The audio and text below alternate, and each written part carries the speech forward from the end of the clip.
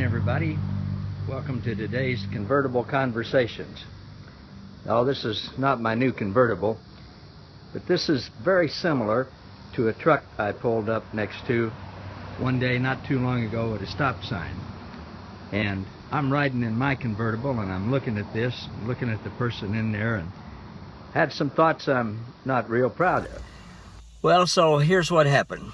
One day I'm in my convertible, it's all cleaned up and looking nice, and I'm feeling good, and I'm driving in a nice part of town, just kind of looking around and thinking, boy, this is nice, life is good. I got this really nice, sharp car, I'm doing well.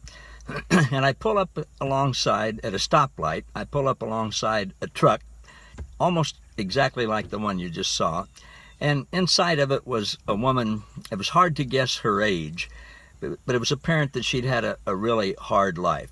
You know, her face was wrinkled, her clothes weren't nice and weren't necessarily clean, and she had kind of looked like some garbage and stuff in the back of the truck, and maybe even next to her where she was driving. And she had a cigarette hanging out the side of her mouth, and you know, that's how she looked to me.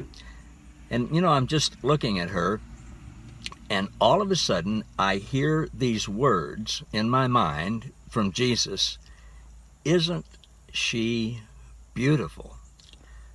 I went, wow. Jesus sees her as beautiful because she is. She's his child. She's the bride of Christ, just like you and I are. And he sort of gently said to me, Paul, I see her for who she really is. You've just judged her as someone who was less than who you were. And he didn't say that to me in a condemning way or a shaming way or guilting me or like, I'm really disappointed with you. He was just showing me what really is and helping me see what really is.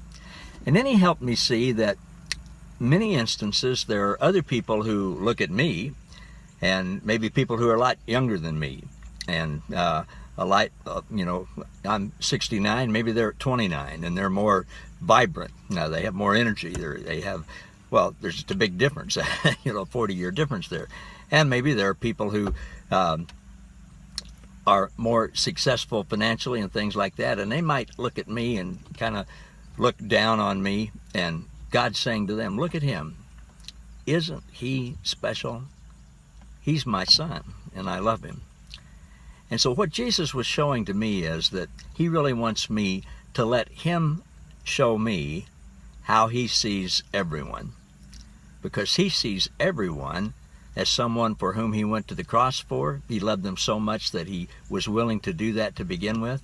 He included them in his death and burial and resurrection. He made them new creations. He gave them a new life. He forgave all of their sins. He included them and accepted them into his relationship with Papa and the Holy Spirit.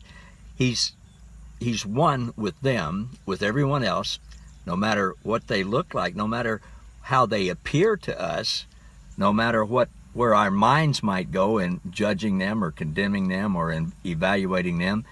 He sees them totally different than we do. He sees each of us as his dearly beloved, whom he came for. He sought us. He found us.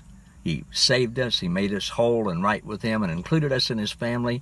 And he's in us. He lives in us right now. That instance really made a difference in my life and how I see other people.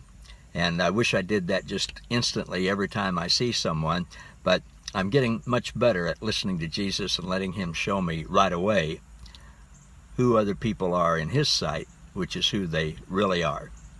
Well, I hope that's encouraging for you today. Thanks for listening. I'll see you next time.